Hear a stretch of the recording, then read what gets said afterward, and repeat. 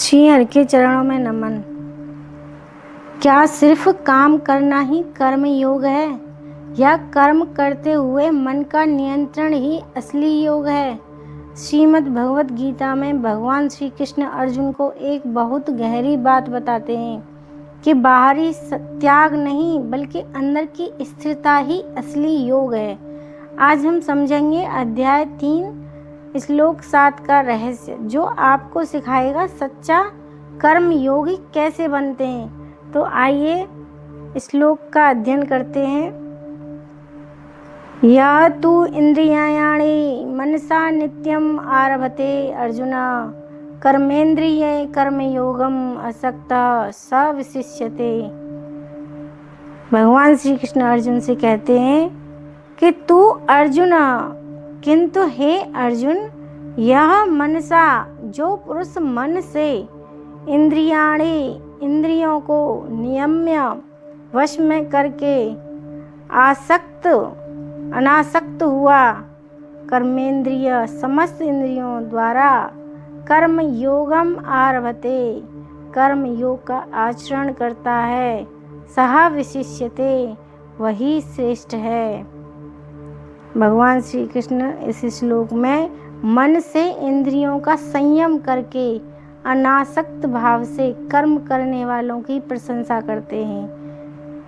वह कहते हैं कि हे अर्जुन, जो व्यक्ति मन से इंद्रियों को नियंत्रित करके बिना आसक्ति के अपने कर्म करता है वही श्रेष्ठ होता है।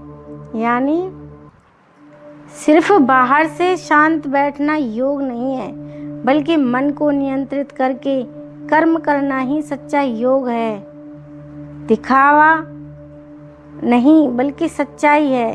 भगवान पहले श्लोक 6 में कहते हैं कि जो बाहर से इंद्रियों को रोकता है लेकिन मन में इच्छाएं रखता है वह पाखंडी है। लेकिन यहाँ श्लोक 7 में कहते हैं कि जो व्यक्ति मन को नियंत्रित करता है और कर्म करता है वही श्रेष्ठ है।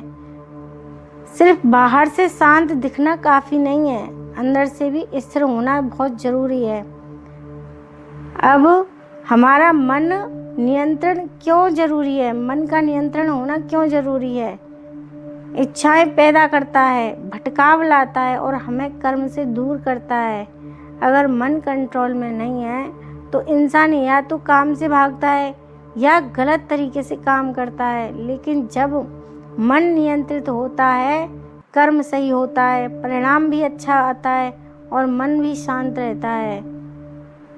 अब कर्म योग क्या है? कर्म योग का मतलब काम करना प्लस आसक्ति छोड़ना। काम करो लेकिन फल की चिंता मत करो, अपने कर्तव्य पर ध्यान दो। यही सिखाते हैं श्री कृष्ण अर्जुन को। आज के समय में पढ़ाई करते समय मन भटकता है, काम करते समय मोबाइल डिस्ट्रैक्ट करता है, हर काम करते हैं लेकिन मन कहीं और होता है। यह श्लोक कहता है मन को कंट्रोल करो, जो काम कर रहे हो उसमें पूरा ध्यान लगाओ। पढ़ाई कर रहे हो तो सिर्फ पढ़ाई, काम कर रहे हो तो सिर्फ काम, पूजा कर रहे हो तो सिर्फ भक्ति।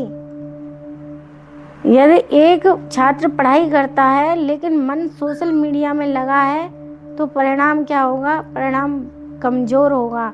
और दूसरा छात्र मन से ध्यान लगाकर पढ़ता है बिना डिस्ट्रैक्शन के, वही सफल होता है। एक व्यक्ति नौकरी करता है सिर्फ पैसे के लिए, हमेशा तनाव में रहता है, और दूसरा व्यक्ति अपने काम को कर्तव्य मानकर करता है और बिना ज़्यादा फल की चिंता किए वह ज़्यादा संतुष्ट रहता है। सच्चा कर्म योगी वह नहीं जो काम छोड़ दे, बल्कि वह है जो मन को जीत कर काम करे। यहाँ पर 3 बातों का याद रखना बहुत ज़रूरी है। मन को नियंत्रित करना, अपने कर्तव्य को निभाना और फल की चिंता छोड़ना। तो दोस्तों, श्रीमद् भगवत गीता का यह श्लोक हमें सिखाता है कि जीवन से भागना नहीं बल्कि सही तरीके से कर्म करना ही असली योग है। अगर आप भी अपने जीवन में शांति चाहते हैं, सफलता चाहते हैं और स्थिर मन चाहते हैं तो इस श्लोक को अपनाएं। अगर आपको यह वीडियो अच्छा लगा हो तो लाइक करें, शेयर करें और चैनल को सब्सक्राइब ज़रूर करें। हरे कृष्ण।